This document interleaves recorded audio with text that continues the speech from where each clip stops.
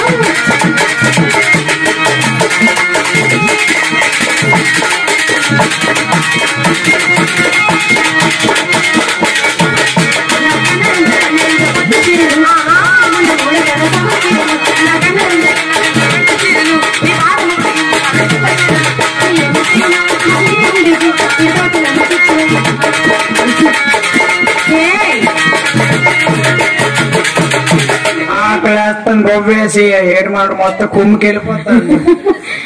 నీ మాట నేను ఓయిన్ షాప్కి వచ్చిన మా ఎవరితో దెబ్బలు కాస్తా. నువ్వు ఇచ్చాను నాకు.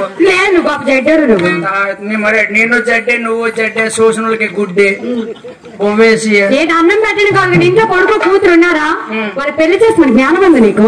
పలక వరసలు కుదరవు. కొడుకు కూతురు ఎలా పిలిచేది తప్పు. నేను తాగే నువ్వు తాగేవే.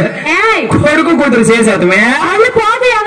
కొడుకు కూతురికి వేరే వేరే సంబంధాలు చూడమంటున్నా. అంటే పిల్లల పిల్లలు బాధపడతాను. నీకు బాధ లేదా?